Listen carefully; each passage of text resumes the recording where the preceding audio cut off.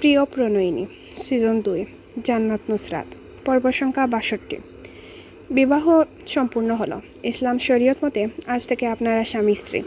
স্বামীকে সবসময় সম্মান করো, কিন্তু মা তাকে নারাজ হতে দিও না কখনো। নববধূ মাথা দুলালো উপর নিচ। নবদম্পতির সুখ শান্তি কামনা করে দীর্ঘ এক দোয়া পাঠ করলেন ইমাম। দোয়া শেষে উঠে দাঁড়ালেন তিনি। তার সাথে লাল লেহেঙ্গা পরিহিতা নিচে উঠে দাঁড়ালো। আরস চাইল একবার পিছু ফিরে মেয়েটা তার দিকে তাকাক, কিন্তু তার মনোবাসনা পূরণ হলো না। মেয়েটা ফিরে তাকালো না তার দিকে, চলে গেল সিঁড়ির দিকে।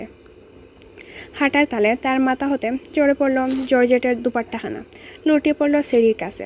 খুলে রাখা চুলগুলো পিঠের উপর মুক্ত দানার মতো আলো ছড়ালো। আরসের চোখগুলো তার পিঠ হতে ধীরে ধীরে পায়ের দিকে নেমে গেল। বাবায়ের মধ্যমা আঙুলের মধ্যে রূপালি রঙের রিং। আরসের চোখ সেখানে স্থির হলো। সে চোখের পাতা ফেলতে ভুলে গেল। সে শ্বাস নিতে পারল না। তার কাছে মনে হলো স্বপ্ন। তার বিশ্বাস হলো না সামনে দাঁড়ানো ব্যক্তিটি তার স্ত্রী। সে বিশ্বাস করতে পারল না ওই মেয়েটা তার সামনে দাঁড়িয়ে, যে একটু পূর্বে তার নামে কবুল পাঠ করেছে, যে হেঁটে যাচ্ছে এখন উপরের দিকে। নিজের চোখের ভুল ভেবে সে কয়েকবার চোখের পলকও ফেলল না। মেয়েটা এখনও সিঁড়ি ভেঙে উপরে উঠছে। দু হাতে আঁকড়ে ধরেছে লেহেঙ্গার নিম্নাংশ। কচুবাতা রঙের মার্বেল টাইসে তার মলডালা নরম পা দুটো স্পর্শ করে যাচ্ছে নৃত্যের মতো। আরস এক পা দু পা করে মেয়েটার পিছু পিছু সিঁড়ি ভেঙে উপরে উঠতে লাগলো। বাহিরে মেঘের গর্জন শোনা যাচ্ছে। বৃষ্টি হবে আবারও। বাহিরে বৃষ্টির সাথে পাল্লা দিয়ে উড়ছে বাড়ির পর্দাগুলো, সাথে উড়ছে সামনে মেয়েটার চুল। নাকে এসে লাগছে কুস্তুরির মিষ্টি সুবাস। আজ যেন সেই গ্রানে পুরো বাড়ি মোমো করে উঠছে। মানবীর সিঁড়ি ভেঙে উঠা পা থামলো। সেই কোণে মানবের পা থামলো। মানবী ঘুরে তাকালো মানবের দিকে। তীক্ষ্ণ চোখে দৃষ্টি নিক্ষেপ করলো। কপালে বাজ ফেলে শুধালো গম্ভীর স্বরে, আমার পিছু নেওয়া হচ্ছে কেন? আরস কথার উত্তর দিতে পারল না। হাঁ করে তাকিয়ে থাকলো জৌলুসপূর্ণ নারীর চেহারার দিকে। ডুব গিলল। সে ওই তীক্ষ্ণ চোখের বিধ্বংস নারীর দিকে বেশিক্ষণ তাকাতে পারল না। চোখ ধরে আসলো। নারীর দিকে বেশিক্ষণ তাকাতে পারল না। চোখ ধরে আসলো। সেকেন্ডের ভেতর সরিয়ে নিল দূরে। মানবীর প্রশ্নের উত্তরের জন্য এখনও চেয়ে আছে তার দিকে। আরশের বুকের হৃদযন্ত্রটা ডিপ ডিপ করে বেপরোয়া কম্পন তুলছে। অসাড় হওয়া মস্তিষ্ক নিয়ে আবারও সে তাকালো ওই মুখের দিকে। মনে হলো এই বুঝি হৃৎপিণ্ডটা বেরিয়ে আসবে। তার চোখকে সে ভরসা করতে পারছে না। এই মুহূর্তে এক পলক করে তাকিয়ে সে চোখ সরিয়ে নিল। নিজের অবিশ্বাস নিয়ে আরেক পা আগালো সামনে। নিজের প্রতি অবিশ্বাস নিয়ে আরেক পা সামনে আগালো। জিভের কাছে নোনতা স্বাদ অনুভূত হলো তার। একটু পূর্বে ঘুষি পরে কেটে গিয়েছে হয়তো। এসবে তোয়াক্কা করল না সে। মেটার থেকে দু সিঁড়ি দূরত্বে দাঁড়িয়ে গেল। বাদামি বর্ণের চেহারাটা একদম তার সম্মুখে। ঠোঁট বাঁকিয়ে তার দিকে ঝুঁকে আসছে। চুকাচুকি হলো। তার ব্যঙ্গে দিয়ে মানব হাঁটু গেড়ে বসে রইল। হাঁটুর চামড়াতে ব্যথা পেল। চোখ বুজে তা সয়ে নিল। মাটিতে গোড়াগড়ি খাচ্ছিল 4 হাত লম্বা দুপাট্টা। সে হাত বাড়িয়ে লাল রঙের দুপাট্টা স্পর্শ করলো। আবারও অনিশ্চয়তায় চোখ বন্ধ করে অপেক্ষা করলো ছাই হয়ে সব উড়ে যাওয়ার। কিন্তু আজ আর ছাই হয়ে কিছু উড়ে গেল না। সে চোখ খুলে দেখলো হাতের দুপাট্টাই হাতেই আছে। সামনের ব্যক্তি এখনো সামনে দাঁড়িয়ে তাকিয়ে আছে তার দিকে নিষ্পলক। ভীষণ যত্ন সহিত মেঝেতে গোড়াগড়ি খাওয়া দুপাট্টা দু হাতে অঞ্চলিতে পেঁচিয়ে নিল সে। নিম্নাংশে চুমু খেলো সময় নিয়ে।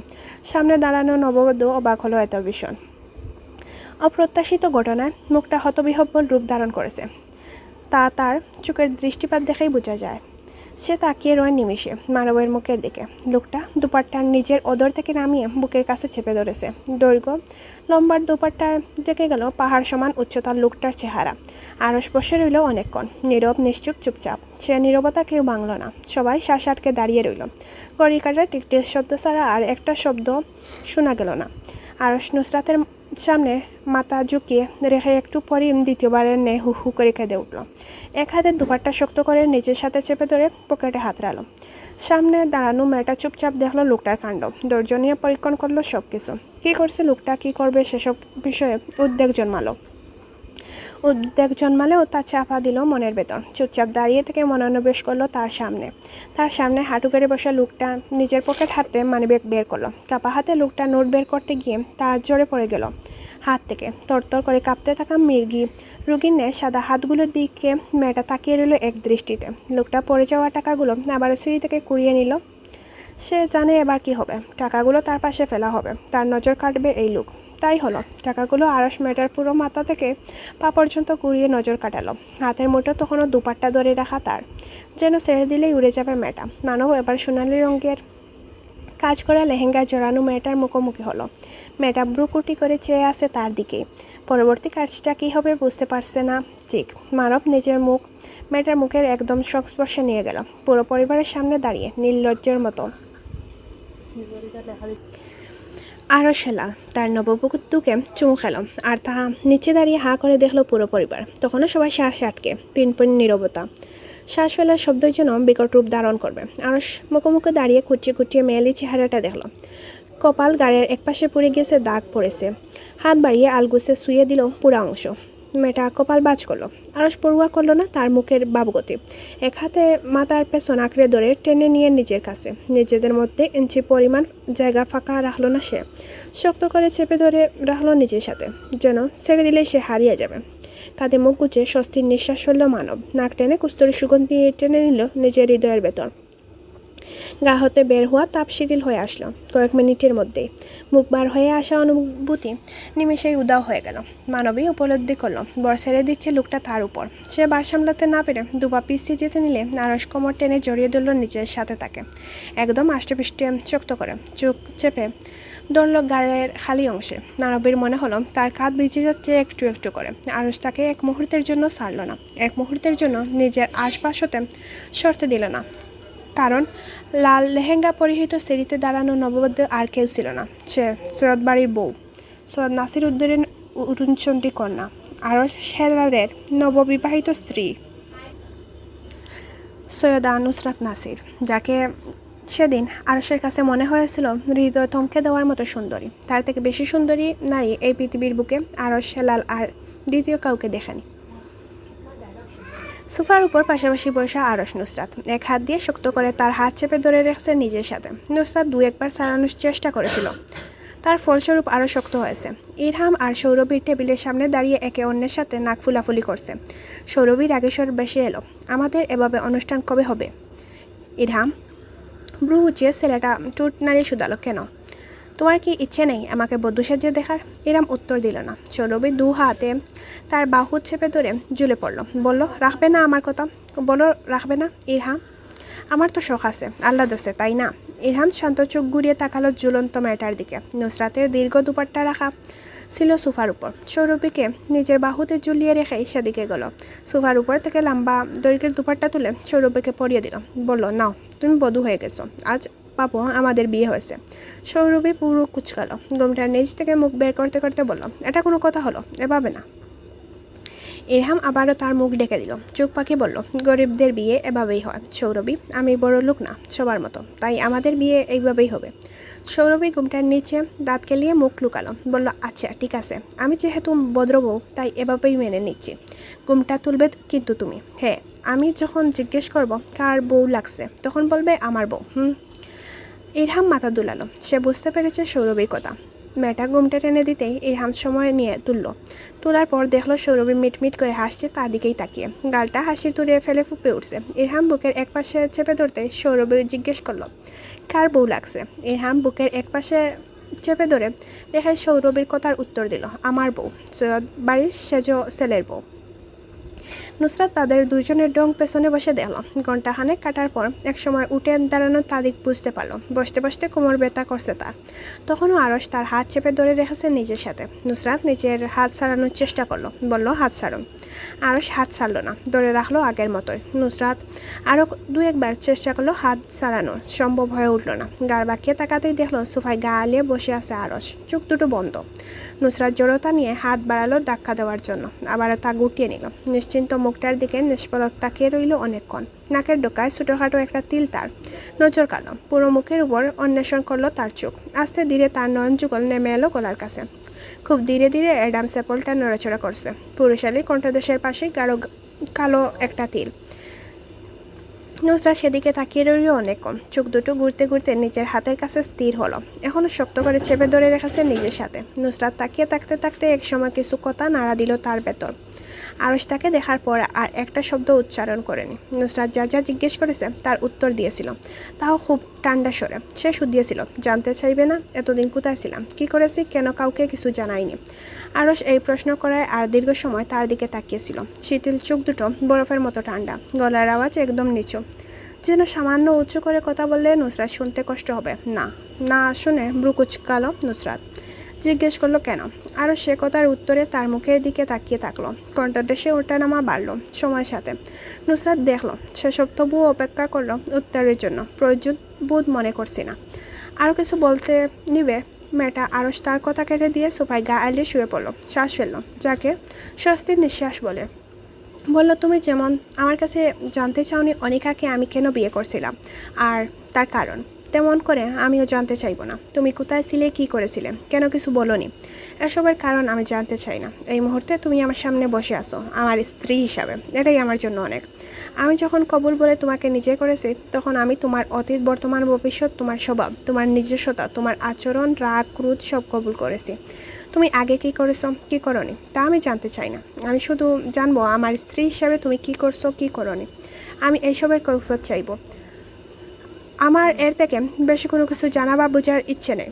নুসরাত তখনও হা করে চেয়ে আছে। সবাই যেখানে হাজারটা প্রশ্ন করেছে সেখানে এই লোক বলে কিনা সে কিছুই জানতে চায় না। এত পরিবর্তন কিভাবে হলো সে মানতে পারলো না। হা করেই চেয়ে রইল। তার তাকিয়ে থাকা বিশেষ পাত্তা না দিয়ে এক হাতে বুকের কাছে চেপে ধরে লোকটা চোখ বুঝল। নুসরাত ভেবেছিল একটু শুয়েছে, কিন্তু এমন গভীর ঘুম দিচ্ছে তখন বুঝল যখন সে ডাকলো, আর তার ডাকে লোকটা বিন্দুমাত্র নড়ল না। নুসরাত নিজের হাত ছাড়িয়ে নেওয়ার জন্য শক্তি প্রয়োগ করলো। অতিরিক্ত নড়াচড়ায় আরও একবার চোখ খুলে তাকিয়ে বন্ধ করে নিল। অতঃপর নিবু কণ্ঠে জিজ্ঞেস করলো, কী হয়েছে। নুসরাত হাত ছাড়ানোর চেষ্টায় রপ্ত থেকে বলল, হাত ছাড়ুন। কেন। আমি বলেছি বলে হাত ছাড়ুন। আরও ছাড়ল না। আরও শক্ত করে নিজের আঙ্গুলের বাজে ঢুকিয়ে নিল। বলল, এই হাত ছাড়ার জন্য ধরিনি, আর এখন তো মৃত্যুর আগ পর্যন্ত ছাড়ছি না। কবর পর্যন্ত টেনে নিয়ে যাব এই হাত আর হাতের মালিককে। নুসরাত টুট টিপে তপ্ত শ্বাস ফেলল। তার বলতে ইচ্ছে হলো, এটা কে ভাই, কোথা থেকে উঠে এসেছে, কে এই মেন্টাল। বলতে ইচ্ছা হলো না, তাই চেপে গেল ভেতরে। নিজেও গা এলিয়ে দিল সোফার উপর। কোমর ব্যথা করছে টন করে, সাথেই তো আছে কাঁধের ব্যথা। গুলিটা এভাবে ঢুকে না বের হলে জীবনে বুঝতে পারতো না কতটা ব্যথা লাগে। নুসরাত সোফায় মাথা রেখে একবার তাকালো আরশের দিকে। বুকের কাছে 3টা বোতাম খোলা তাকায়। বুকের বাঁ পাশে দেখা যাচ্ছে এখানে নুসরাত একদিন গুলি করেছিল। তখন আরশ কী করেছিল, হেসেছিল। হেসেছিল। ব্যথা লাগেনি, প্রশ্ন মনে জাগলেও চাপা দিল। ডান হাতখানা দিয়ে শুয়ে দিল ওই জায়গাটা। সময়ের সাথে বলাট হয়ে গেছে, কিন্তু এখনো গুলির দাগ থেকে গেছে। তাহলে কি তার কাঁধের দাগটাও আর মিটবে না। রুহিনী বেগম, ইরহাম, সৌরভী, আহান, আমিরা বাসর ঘর সাজাচ্ছে। আহান কাজ কম করছে, চেঁচাচ্ছে বেশি। আমিরা সৌরভী আর ইরহামকে বিয়ের কথা বলতে দেখে একবার গদগদ হয়ে বলেছিল, চলুন আমরা আবারও বিয়ে করি। আহান তখন তার দিকে তাকালো এমনভাবে যেন হচ্ছে বিয়ে খেয়ে ফেলবে। খেক করে উঠে শুধালো, কেন। আমিরা ইশারা দেখালাম ইরহাম আর সৌরভীকে। ইরহাম ঘুমটা তুলে বুকে হাত চেপে ধরেছে। তা দেখে হাসছে সৌরভী। আহান চোখ সরিয়ে তাকালো আমিরার গুলগাল মুখটার দিকে, তুতনির দিকে চোখ আটকালো। তখন সে বুঝতে পারলো আমিরাকে কখনো ঠিকভাবে তাকিয়েই দেখেনি। তুতনিটা দেখতে আপেলের মতো তুতনির নিচের দিকে একটা তিল, যেখানে এসে মিহি আলো খেলা করছে। চোখ সরিয়ে সে তাকালো মুখের দিকে। ভীষণ আশা নিয়ে তার দিকে তাকিয়ে আছে চোখগুলো। আহান তাতে পানি ডালতে চাইল না, তবু মুখ ফেরে তেতিয়ে ওঠার স্বর বেরিয়ে এলো, কিসের বিয়ে, যত সব নেকা মেগিরে। আহান নফিল নেকামি টেকামি করে না। আমিনের মুখটা কালো ছায়া ডেকে গেল, চোখ দুটো সলসল করে উঠল। শান্ত মেয়েটা মেজাজ দেখালো, আপনার সাথে সব কিছুই নেকামি মনে হয় তাই না। আপনি আসলেই খারাপ, ভীষণ খারাপ। আপনার মতো খারাপ মানুষ এই বাড়িতে দুটো নেই। আমি কি এমন চেয়েছি, কিছুই না, সামান্য কথা। যেসব বেটা মানুষ রাখতে পারে না ওইগুলো হলো খবিশ। আমি আর আপনার সাথে কথা বলবো না, জান, আর কিছু বলবো না আপনাকে। কখনো কোনো আবদার নিয়ে আসবো না, কথাই বলবো না।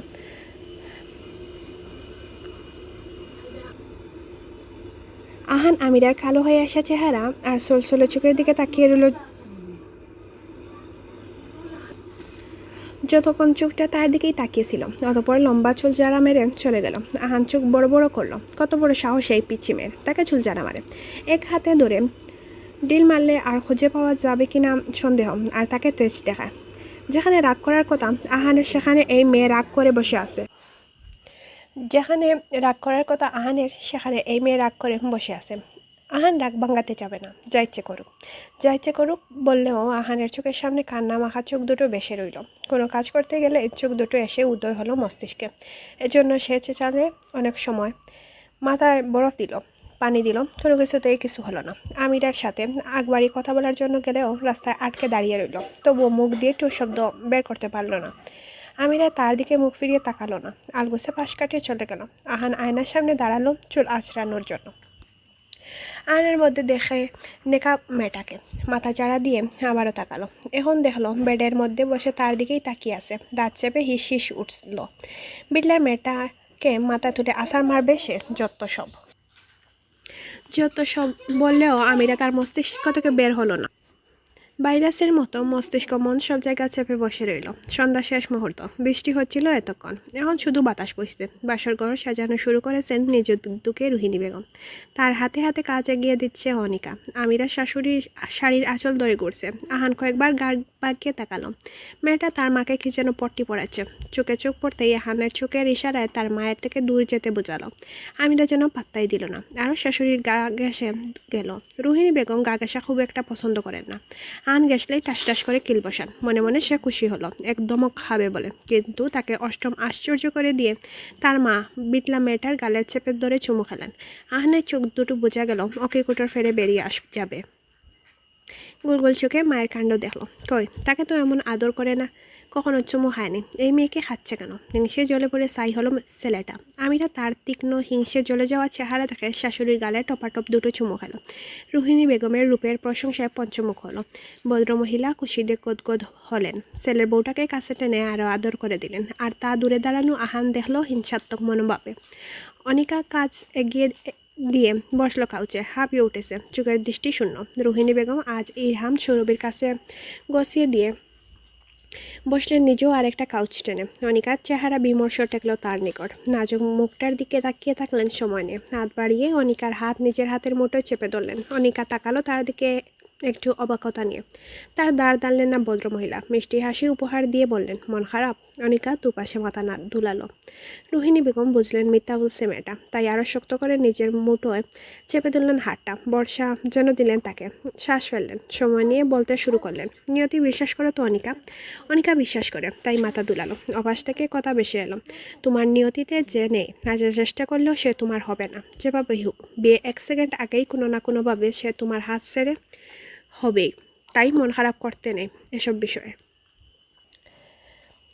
অনিকার মিহিসর, আমার মন খারাপ নয়, আমি খুশি এই বিয়েতে। রুহিনী বেগম মেয়েটার উপরে উপরে হাসার চেষ্টাটা ধরে ফেললেন। হাসলেন কিলকিল করে। তিনি মিথ্যা ধরে ফেলতে পারলেই এভাবে হাসেন। তুমি কি জানো অনিকা, তুমি হলে পৃথিবীর সব থেকে ভালো মানুষ, সব থেকে রঙিন মনের মানুষ। যার মন ভালো তার থেকে ভালো মানুষ এই পৃথিবীতে নেই। অন্যের সুখের জন্য তুমি সরে গিয়েছো, অন্যের ভালোটা চেয়েছো। তুমি এই যে সিদ্ধান্তটা নিয়েছিলে আরশকে বিয়ে করবে না, এই সিদ্ধান্ত পুরো পরিবারের মুখে হাসি ফুটিয়েছিল। তুমি কি জানো, বড় ভাই বাপ ধরেছেন, তার কিছু যায় আসে না, কে মরলো কে বাঁচলো কে বিয়ে করলো, কিন্তু উনিও খুশি।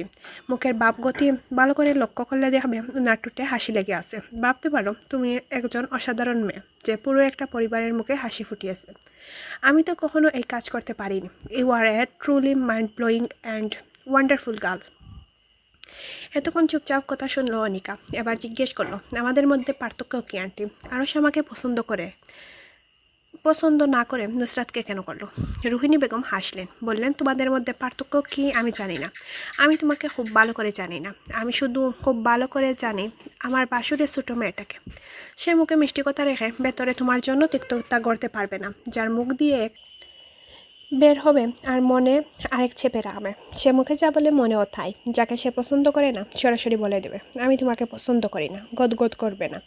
সে তার মতো, তুমি তাকে লাইক করো ওকে, তুমি যদি তাকে পছন্দ না করো অলরাইট, সে কি আর করবে না। তুমি আমাকে নিয়ে কী ভাবো, কী মনোভাব রাখো, আমার কিছুই যায় আসে না। তোমার প্রশ্ন ছিল আরশ কেন তাকে পছন্দ করে। আমি এর একটাই কারণ জানি, আর এর কারণ হলো, তিনি থামলেন, সময় নিয়ে বললেন, সে নুসরাত নাসির।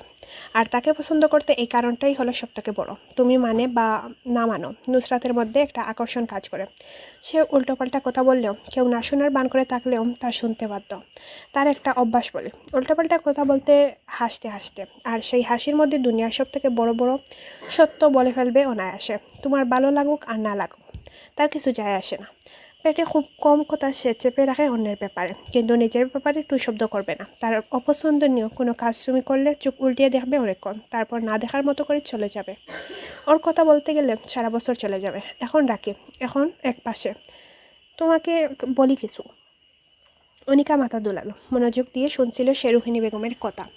তিনি আবারও বললেন, তুমি তো আল্লাহর উপর বিশ্বাস রাখো। আরশকে সাধারণ এক বেটা মানুষ, পৃথিবীর সব থেকে ভদ্র ছেলেটা, বুদ্ধিমান ছেলেটা অনিকা নামক সুন্দর হৃদয়ের মেয়েটার জন্য আসবে, তোমাকে ভালোবাসবে। তুমি যে এত মানুষের মুখে হাসি ফুটিয়েছ তার প্রতিদান পাবে নিশ্চয়।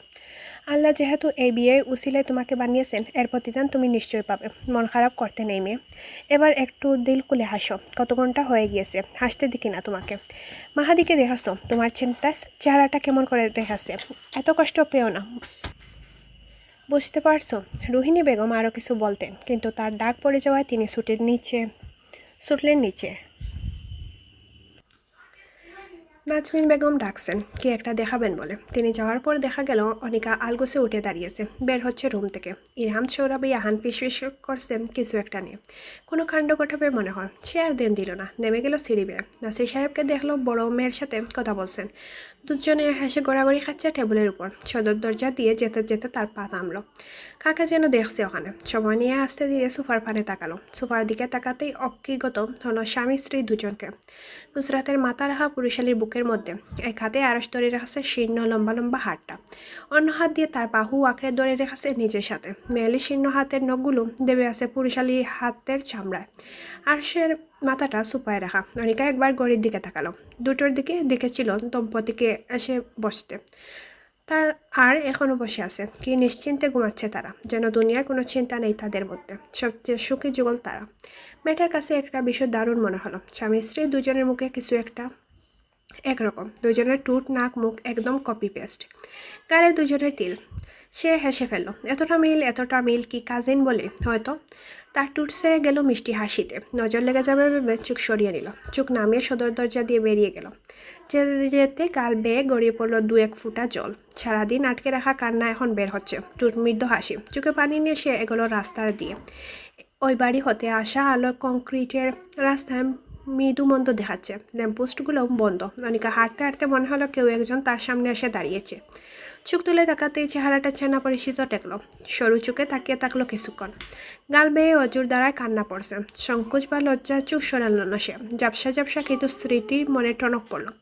মনে পড়ল 5 বছর পূর্বে এক রাতে একই চেহারার এক লোকের সাথে তার দেখা হয়েছিল, যে তাকে নিয়ে মজা উড়িয়েছিল। এবারও উড়াবে ভেবে চোখ নামিয়ে নিল, কিন্তু বিপরীতে পাশ থেকে ভেসে এলো গম্ভীর্যে মোড়া শান্ত এক স্বর, কাঁদছো কেন? সে উত্তর দিতে পারল না। চোখ নোয়ানো থাকলো। সেই প্রশ্নের উত্তর দিল না। নাকশিম কীভাবে চোখ তুলে তাকালো। সরাসরি প্রশ্ন শুনল, আমাকে বিয়ে করবে? আরমান অবাক হওয়ার সময়টুকু পেল না। মেয়েটা আবারও জিজ্ঞেস করলো, আমাকে বিয়ে করবে? উত্তর দাও। পুরুষালী বাড়ি কণ্ঠস্বর বেসে এলো। প্রতিধ্বনি হলো, এভাবে কে জিজ্ঞেস করে? অনিকা সুজা একটাই প্রশ্ন করলো, হে অর্ণা। আরমান থমথম খেল। বলল, সময় তো দরকার আমার বাবার জন্য। মেলি কণ্ঠস্বরটা ভীষণ জাতি। আবারও একই সুরে শুধালো, হে অর্ণা। প্রশ্নের উত্তর না দিয়ে দুপা আগালো। নানিকা দুপা পিছিয়ে গেল। বলল, তোমার অবস্থা ভালো মনে হচ্ছে না, চলো বাড়ি দিয়ে আসে। হে অর্ণা। আরে বাবা, আমার কথাটা শুনবে তো? হে অর্ণা। এত জেদ ধরতে নেই, আগে একটু ভাবো। হে অর্ণা। আরমান হতবাক, অবাক কণ্ঠে জিজ্ঞেস করলো, আরে তোমার মাথার সমস্যা নাকি? হে অর্ণা। আমাদের দুজনের জীবনটা নষ্ট হবে, এভাবে বেগের বসে সিদ্ধান্ত নিও না। দরজার বাদ ভেঙে চেঁচিয়ে উঠলো মেয়েটা। তুমি হে নাতে উত্তর দাও, নে তো ভাবতে হবে না। কোনো বাবাবির প্রয়োজন নাই। এই দেখো, আমি দেখতে সুন্দরী, আমার চোখ দুটো, আচার ব্যবহার চালন সই, হাই প্রোফাইলে বাস করে, রেড পাসপোর্ট আছে, টাকা পয়সা আছে, সব কিছু আছে। আর কি চাও তুমি? আমি কিছুই চাই না। একটা তো বাবার ব্যাপার আছে, বড়দের সম্মতির প্রয়োজন আছে। তাদের সাথে আলোচনা না করে আমি একা তো আর সিদ্ধান্ত নিতে পারি না। তুমি বুঝতে পারছো আমার কথা মিস? অনিকা কপাল কুচকালো। সে এত কথা শুনতে চাচ্ছে না। এই মুহূর্তে বিয়ে না করলে তার মাথা থেকে আরস নামক যন্ত্রটা নামবে না সে জানে।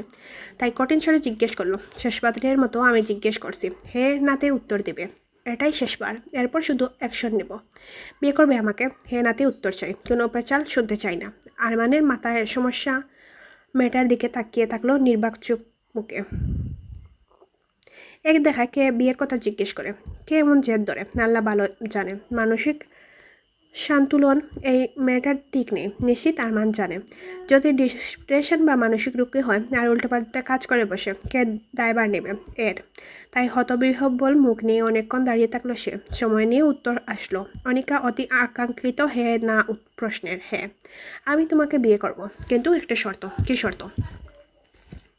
তড়াক করে জিজ্ঞেস করলো অনিকা। আরমান ডুব দিল, বলল, তোমার পরিবার ও আমার পরিবার সম্মতিতে বিয়ে হবে।